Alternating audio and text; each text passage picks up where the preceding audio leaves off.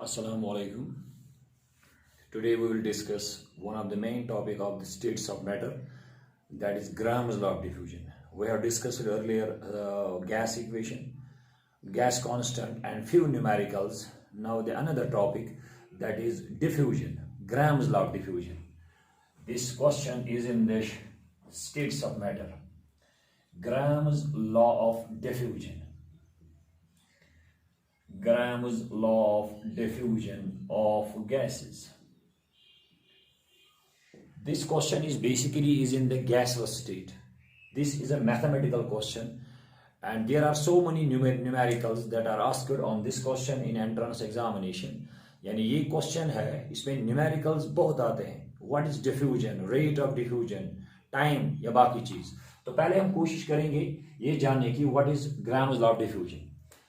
Diffusion जो है, diffusion आप लोगों को पता होगा क्या है. Diffusion is a process of, is a method of movement of gas molecule. जैसे ऑस्मोसिस है, जैसे डिफ्यूजन आप लोगों ने पढ़ा है. Diffusion is a motion of या motion of gas molecules from high concentration या higher pressure to lower pressure. यानी डिफ्यूजन में गैस मॉलिक्यूल्स मूव करते हैं. Diffusion is the movement of gas molecules from the higher concentration to lower concentration. जैसे होता है किसी कमरे में होती है अगरबत्ती, इसको वनान चीज मुश्किल. कमरे में एक जगह रखो तो पूरे कमरे में गैस की स्मेल आती है. गैस डिफ्यूजेस, गैस में डिफ्यूजन होता है. क्यों होता है गैस में डिफ्यूजन, क्यों गैस फैल जाता है. Diffusion is also means that as separating of gas molecule. जब गैस सेपरेट हो जाते हैं, एक जगह से दूसरी जगह फैल जाते हैं. बेसिकली गैस मॉलिक्यूल्स में डिस्टेंस होती है ज्यादा, वीक फोर्स होता है, and gas molecules are always in motion.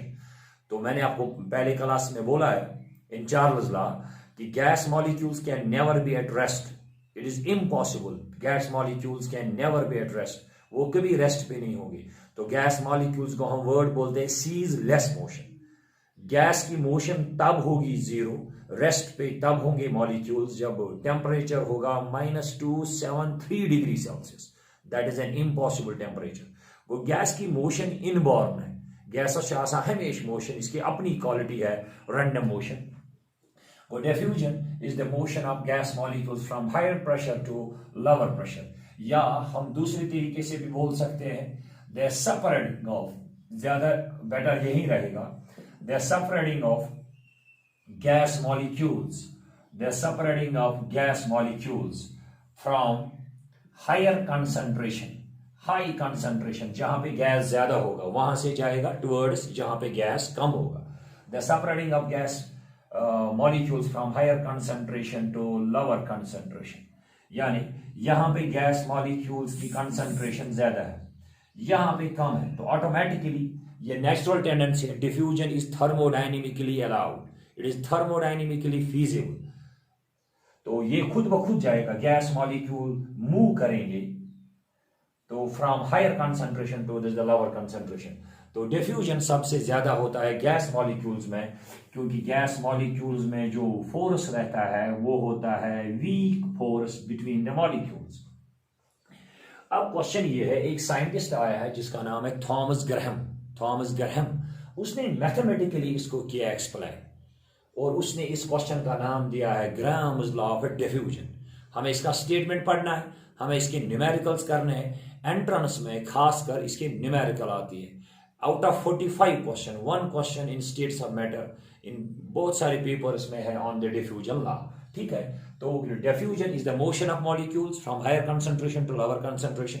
It is the separating of gas molecules, just simply separating of gas molecules. अब हम आएंगे what is the diffusion law. Thomas Graham in 1831 Thomas Graham, ये scientist था, इसने chemistry की एक मशहूर book भी लिखी है. In 1831 Thomas Graham mathematically explained diffusion of diffusion of gas molecules, and proposed what? And proposed diffusion law, and proposed law of diffusion. इसको हम कभी कहते हैं लॉ ऑफ इफ्यूजन भी, इसका नाम कभी हम कहते हैं लॉ ऑफ इफ्यूजन भी, वो लास्ट में हम डिस्कस करेंगे why it is called as a law of effusion. Now what is the statement? वो this law is given by the Thomas Graham in 1831. यानी ये लॉ दिया है साइंस में एक साइंटिस्ट ने जिसका नाम है थॉमस ग्राहम इन 1831. अब इसका स्टेटमेंट पे आएंगे. What is the statement of the Graham's law of diffusion? अगर हम ऐसा लेंगे, इफ आर स्मॉल आर जो मैंने लिया, it is the rate of diffusion. If R is the rate of diffusion, ठीक है. What is the rate of diffusion? इसकी डेफिनेशन है volume divided by time per unit time. लेकिन फिलहाल आप याद रखो रेट ऑफ डिफ्यूजन जैसे आप पढ़ते हो रेट ऑफ रिएक्शन. जिस रिएक्शन की रेट ज्यादा होती है that means reaction is fast. जिसकी रेट कम होती है rate of reaction that reaction is slow. Similarly आप मानो रेट ऑफ डिफ्यूजन जिसका ज्यादा होगा दैट मीन्स डिफ्यूजन गैस का ज्यादा है, गैस जल्दी फैलता है. जिसका रेट ऑफ डिफ्यूजन कम है गैस स्लोली डिफ्यूज होता है.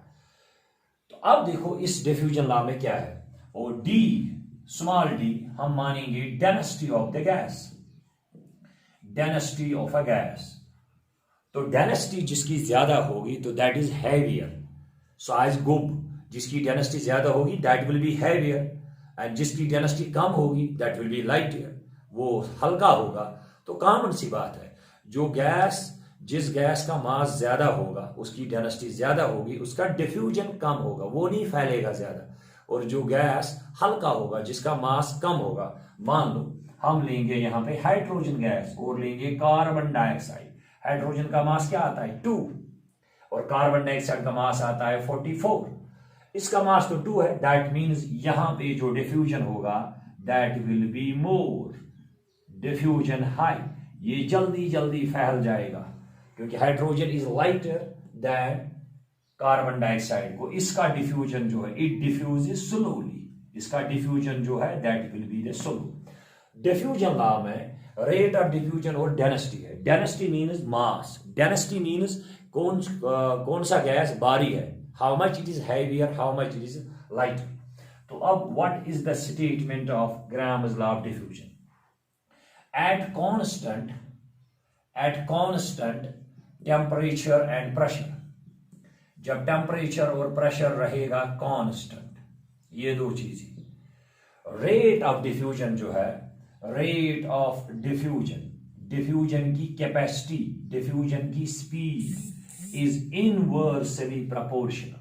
Rate of diffusion is inversely proportional to, it is inversely proportional to density of the gas. It is inversely proportional to density of the gas. यानी rate of diffusion जो होता है it is inversely related to density of the gas, but square root of the density of the gas. This is the statement. Graham's law of diffusion states that rate of diffusion is inversely proportional to the square root of density. अब थोड़ा ध्यान दो, जिस gas की density ज्यादा होगी that means वो भारी होगा, उसका डिफ्यूजन कम होगा क्योंकि ये इनवर्स में डिफ्यूजन. तो कॉमन सी बात है जिसकी डेंसिटी कम होगी दैट मीन्स हल्का होगा गैस, उसका डिफ्यूजन ज्यादा होगा. तो सिंपल सी बात है rate of diffusion is inversely proportional to square root of density. तो हम ऐसे लिखे rate of diffusion is denoted by small r, inversely proportional, that is 1 by square root of d. मगर टेम्परेचर और प्रेशर होना चाहिए constant. This is Graham's law of diffusion. तो Graham's law of diffusion states that rate of diffusion, ये हम आगे जाके पढ़ेंगे what's rate of diffusion. Rate of diffusion is inversely proportional to square root of density of the gas. अब हम इसको explain करेंगे थोड़ा. तो स्टेटमेंट क्या हम लिखेंगे यहां पे, पहले थोड़ा आप लिख के रखो ये इसका statement. This law states that, इसमें ज्यादा वैल्यू है, इसमें ज्यादा इंपॉर्टेंस है न्यूमेरिकल्स की. स्टेटमेंट इसका बहुत आसान है, जैसे मैंने बोला rate of diffusion is inversely proportional to square root of density. This law states that rate of diffusion. This law states that rate of diffusion is inversely proportional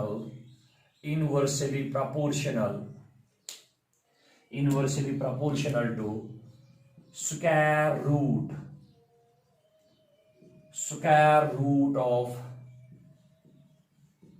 of the density of gas, square root of the density of a gas, मगर at constant temperature and pressure. This is the statement of Graham's law of diffusion. In 1831, one of the scientists, that is Thomas Graham ने एक chemistry लिखी है, one of the famous medicinal chemistry. So this law states that rate of diffusion is inversely proportional to square root of density of the gas at constant temperature and pressure. And we write like this: rate of diffusion is denoted by small r. अभी मैंने नहीं बोला what's rate of diffusion. Rate of diffusion का मतलब मैंने सिर्फ बोला speed of the diffusion. Rate of diffusion ज्यादा, डिफ्यूजन जल्दी गैस फैल जाएगा. ठीक है.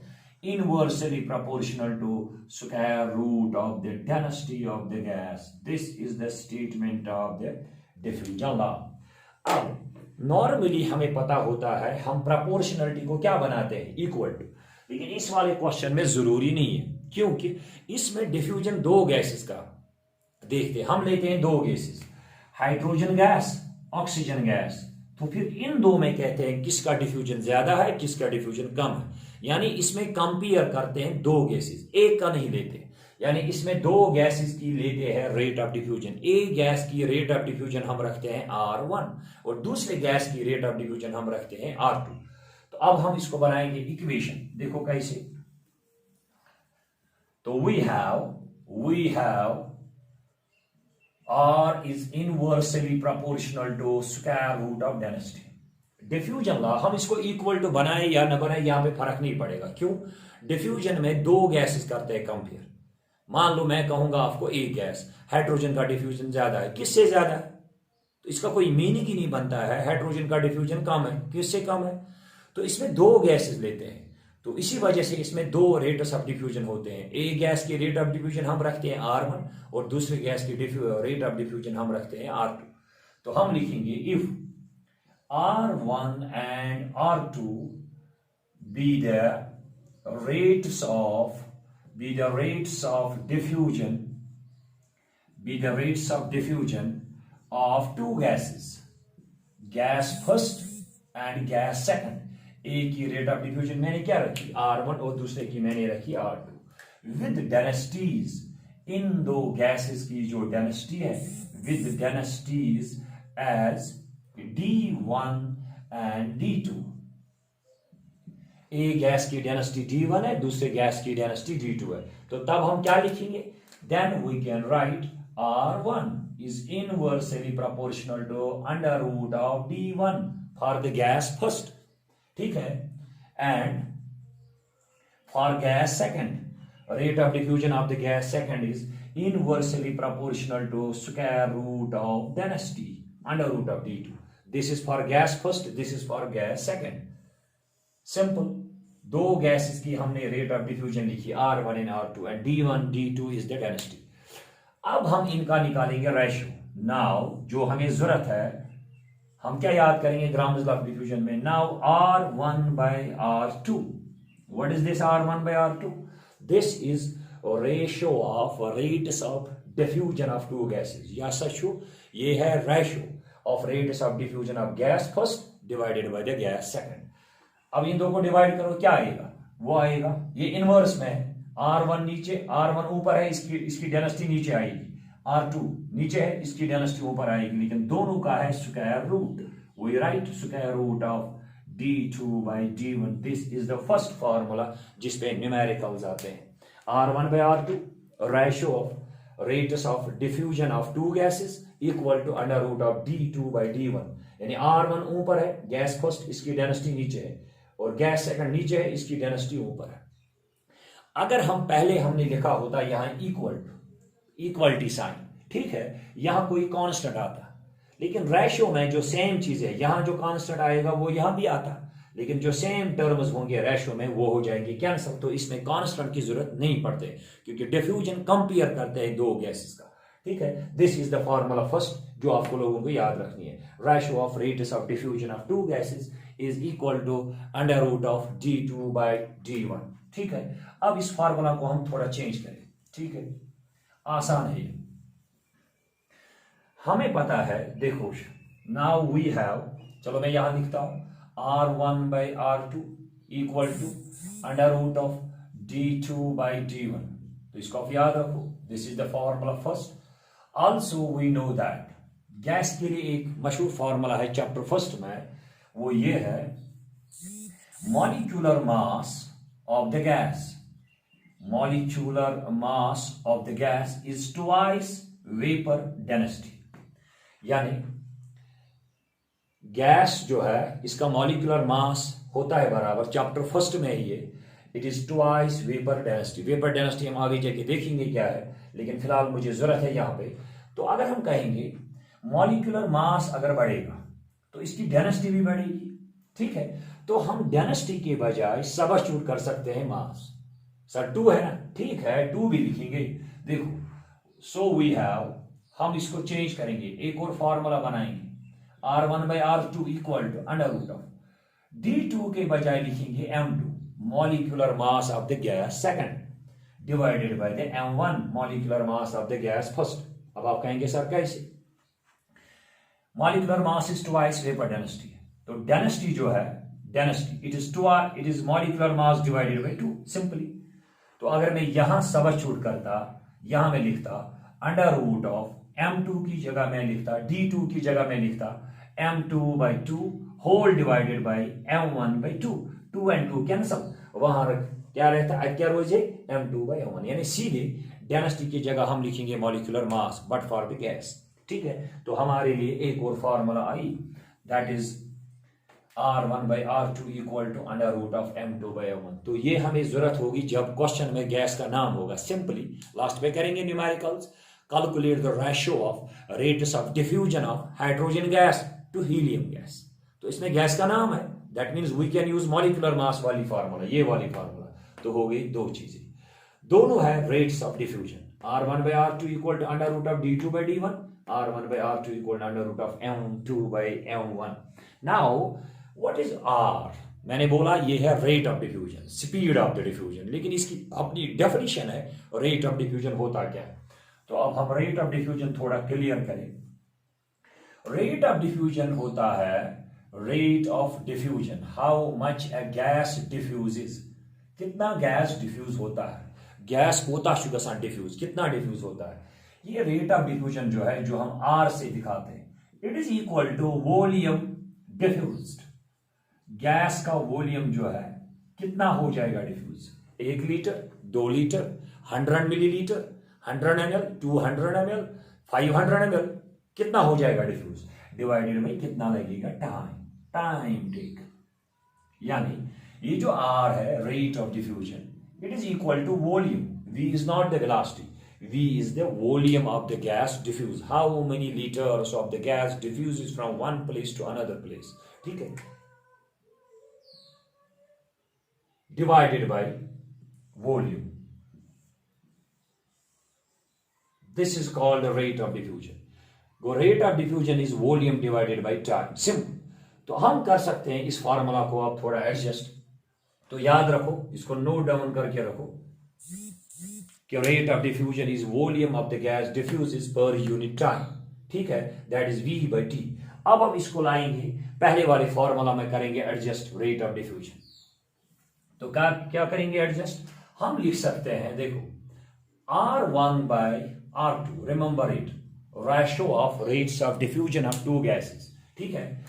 R1 की जगह हम लिख सकते हैं V1 divided by T1, volume of the gas first divided by the time, whole divided by V2 divided by the T2। यानी R1 जो है, चलो हम यहां दिखाएंगे, R1 is V1 divided by T1, volume of the gas first divided by the उसका time. इसी तरह R2 it is V2 by T2, ठीक है। तो हम यहां लिख सकते हैं R1 की जगह ये R2, लेकिन हमें पता है R1 by R2 होता है बराबर under root of M2 by M1, वो होता है बराबर under root of D2 by D1। These are the numerical expressions, इनसे हम न्यूमेरिकल करेंगे। कभी आप R1 by R2 इसके बराबर है, R1 by R2 इसके भी बराबर है, यानी ये इसके बराबर भी है, this is also equal to this, this is also equal to this. तो न्यूमेरिकल्स जब आते हैं ग्राम्स लॉ ऑफ डिफ्यूजन पे, तो हम इनमें से अगर डेंसिटी का क्वेश्चन हो तो डेंसिटी वाली फार्मूला यूज करें। अगर हम गैस का नाम होता है गिवन, गैस में जो उनका नाम होता है क्वेश्चन में, तो हम मास वाली फार्मूला यूज करेंगे। तो अगर ऐसा क्वेश्चन आता है कि एक गैस को लगता है 10 मिनट डिफ्यूज होने में, आप दूसरे गैस का टाइम निकालो, how much time it takes for the diffusion, तो हम टाइम यूज करेंगे। तो हम उस वक्त लिखेंगे R1 by R2 equal to these expressions, ठीक है। तो इसमें और है कुछ फार्मूलाज, तो पहले आप इनको नोट डाउन कीजिए। Ratio of rates of diffusion equal to this, ratio of rates of diffusion equal to this, या ratio of rate of diffusion equal to this. और रेट मैंने बोली, रेट है वॉल्यूम डिवाइडेड बाय टाइम, ठीक है। तो अब आएंगे न्यूमेरिकल पार्ट पे, तो फिर इसमें लास्ट में कुछ चीजें और है। तो पहले हम सिंपल से न्यूमेरिकल करेंगे what on the Graham's law of diffusion. और मैंने पहले ही बोला है इसमें हर साल एक क्वेश्चन आता है ग्राम्स लॉ ऑफ डिफ्यूजन। तो आसान सा क्वेश्चन मैं लिखूंगा, इजी क्वेश्चन जो आप सब लोगों को आएगा। Calculate ratio of rates of diffusion, calculate ratio of rates of diffusion of hydrogen gas to oxygen gas at constant temperature and pressure, ठीक है। दो गैसेस मैंने दिए, हाइड्रोजन एंड ऑक्सीजन। तो यहां पे डेंसिटी का मसला है ही नहीं, यहां पे डेंसिटी का मसला है ही नहीं। यहां पे क्या है, यहां पे है सिर्फ गैस का नाम। जब गैस का नाम होता है तो हम मास वाली फॉर्मूला यूज करेंगे। तो we use R1 by R2 equal to under root of M2 by M1। अब 1 2 नहीं है ना इस वक्त, अब क्या है इस वक्त, न्यूमरेटर में किसकी रेट लिखेंगे, रेशियो में ऊपर आएगा rate of diffusion of hydrogen. मैंने क्या लिखा, R के साथ मैंने नीचे सबस्क्रिप्ट निशान रखा H2, यानी H2 मीन्स हाइड्रोजन गैस की rate divided by rate of diffusion of oxygen. अब यहां पे आ जाओ, ये रेट ऑफ डिफ्यूजन है inversely proportional to the mass, यानी गैस फर्स्ट, इसका मास नीचे। हाइड्रोजन गैस का मास रहता है 2 तो नीचे रहेगा, इनवर्स में है। ऑक्सीजन गैस का मास रहता है 32, क्योंकि ऑक्सीजन का मास 16, O2 का बनेगा 32, तो यहां पे आएगा 32/2। तो थोड़ा इसको लवेस्ट टर्म में लाओ, इसकी कसर थोड़ा देखो, that will be 2 × 16, that is under root of 16, that is 4, square root of 16 is 4, और उसका आंसर आएगा 4:1 will be the answer। Simple, 1 minute का काम है अगर इस पे न्यूमेरिकल्स हम करने होंगे। तो this is the first question, question number 1 on the Graham's law of diffusion, ठीक है। तो note it down, calculate the ratio of rates of diffusion of hydrogen gas to oxygen gas at constant temperature and pressure. तो you can use the mass formula, ठीक है। तो अब एक और क्वेश्चन हम इस पे करेंगे, इसी पैटर्न का क्वेश्चन करेंगे। फिर इसके बाद हम क्वेश्चन 2-3 करेंगे जो एंट्रेंस में आए थे। Second question, question number 2, again the same pattern, calculate ratio of rates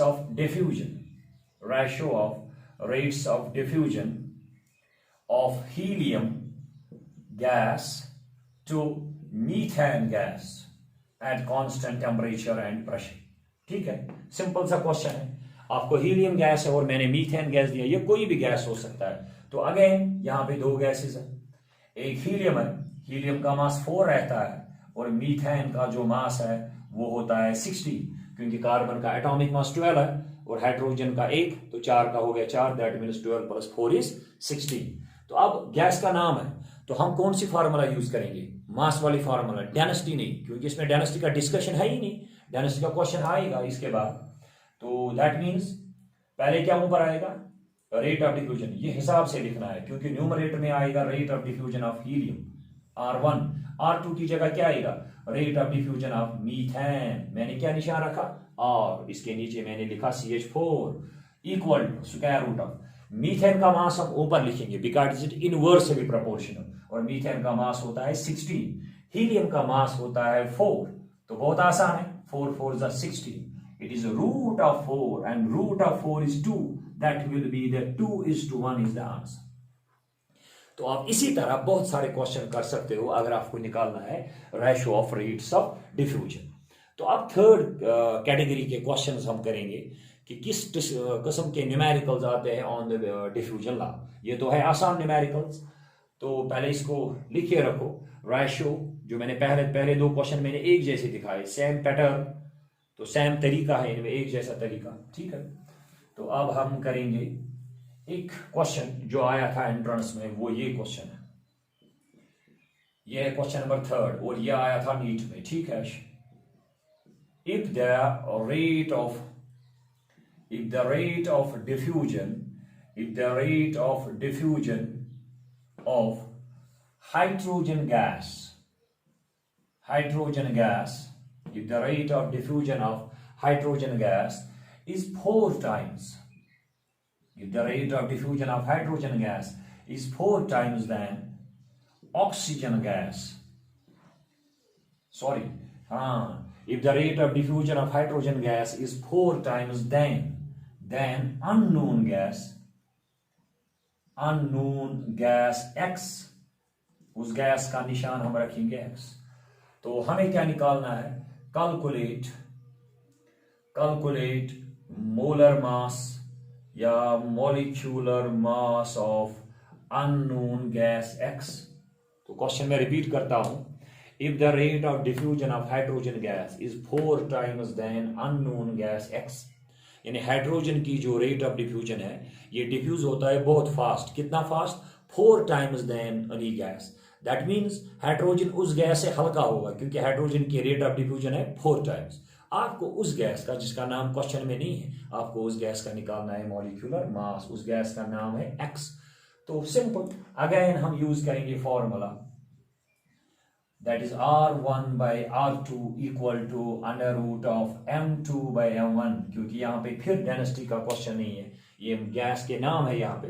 तो हम क्या करेंगे काम, R1 हम हाइड्रोजन की रेट यहां पे लिखेंगे, R of hydrogen gas, rate of diffusion of X means unknown gas, ठीक है।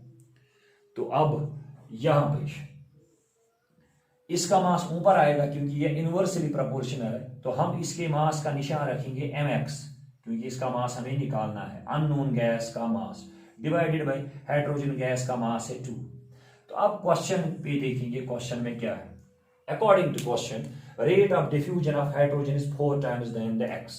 अगर हम एक काम करेंगे, रेट ऑफ डिफ्यूजन जो है अननोन गैस की, दैट इज Rx।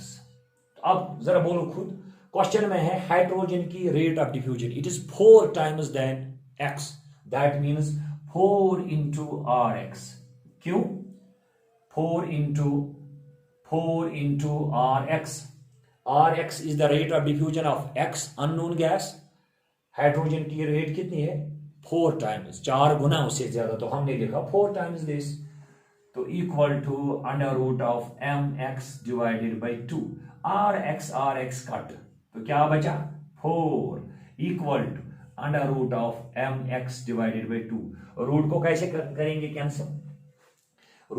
करेंगे कैंसिल, स्क्वायरिंग बोथ साइड्स, इसका रूट खत्म हो जाएगा, 4 स्क्वायर बनेगा 60, ठीक है। तो क्वेश्चन आपने लिखा होगा, तो मैं यहां पे सॉल्व करता हूं, तो आप देखो स्क्वायरिंग बोथ साइड्स, क्योंकि रूट है तो 16 का 4 का स्क्वायर बनेगा 60, इसका स्क्वायर रूट खत्म होगा, तो इसको रहेगा mx/2। हमें क्या निकालना है, mx, इन दो का क्रॉस करेंगे, 2 into 16 cross multiple, it will be 32। The answer of the question is 32, that is molecular mass of the unknown gas, that means X, उसका molecular mass है 32, ठीक है। तो इसी तरह आप गैस के क्वेश्चन, रेट ऑफ डिफ्यूजन जो है, इस पे क्वेश्चंस कर सकते हो, लेकिन इसमें सबसे अच्छा क्वेश्चन जो है that is the time question.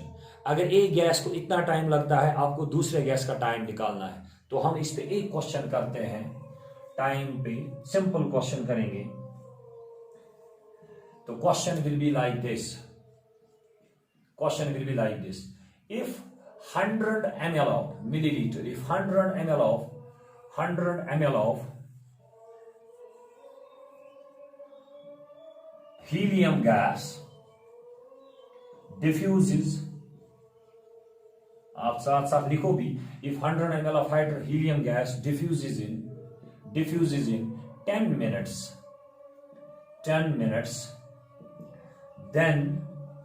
then in how much time, तब आपको निकालना है कितने टाइम में, कितने मिनट्स में, then in how much time 400 ml, यानी वॉल्यूम ज्यादा है तो ज्यादा टाइम लगेगा ना, 400, then in how much time 400 ml of methane gas will diffuse at constant temperature and pressure। तो अगर हाइड्रोजन हीलियम गैस जो है इसके 100 ml 100 मिलीलीटर डिफ्यूज कितने टाइम में होते हैं, 10 मिनट्स में। आपको निकालना है 400 ml 400 ml किसके, मीथेन के, कितने मिनट्स में डिफ्यूज हो जाएंगे। तो आसान सा क्वेश्चन है।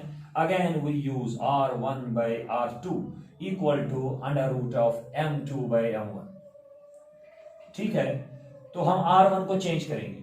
R1 को हम लिखेंगे V1 divided by T1 whole divided by V2 divided by T2, क्योंकि यहां पे वॉल्यूम मुझे जरूरत है, R1 तो है ना बराबर वॉल्यूम बाई टाइम, तो it is equal to M2 by M1। अब यहां पे आएंगे तो ठीक है, R1 की जगह मैंने क्या लिखा, V1 बाई T1, R2 की जगह मैंने लिखा V2 by T2।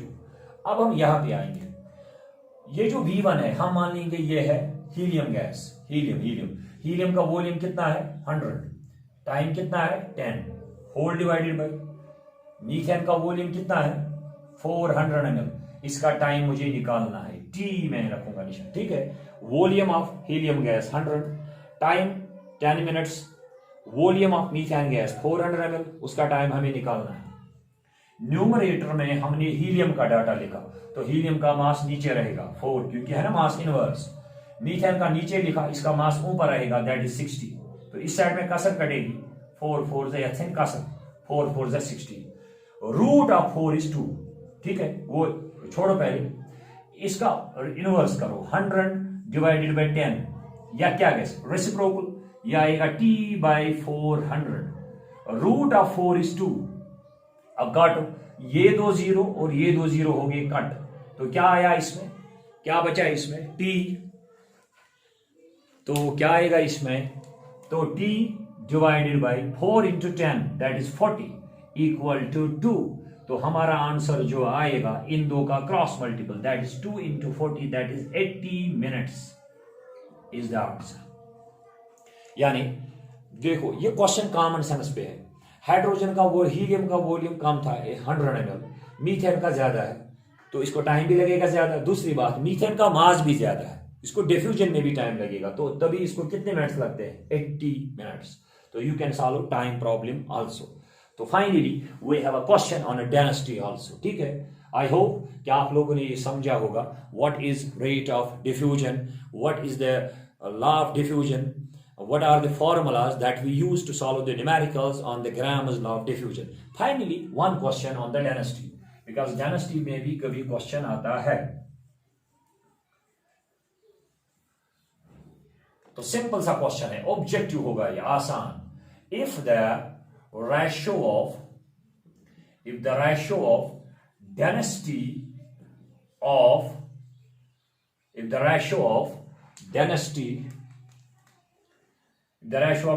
of gases is 1:4, then ratio of their rates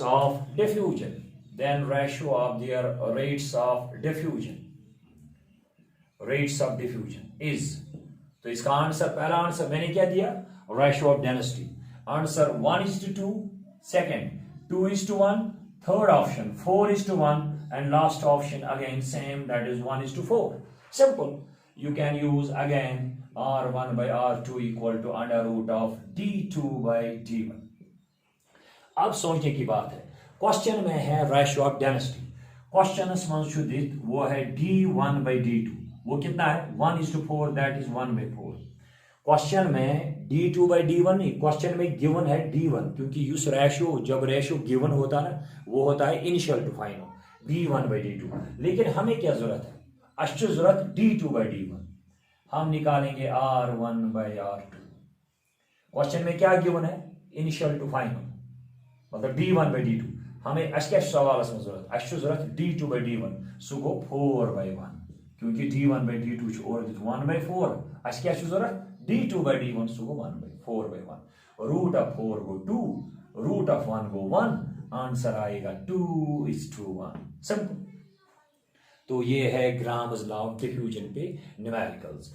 अब इसमें आया था एक बार एंट्रेंस में प्रेशर, तो प्रेशर के बारे में थोड़ा बहुत, इसमें प्रेशर और टेम्परेचर रहता है कांस्टेंट। हाँ, टेम्परेचर से भी डिफ्यूजन चेंज होगा, बढ़ेगा डिफ्यूजन, बिकॉज मॉलिक्यूलर मास भी चेंज होता है। देखो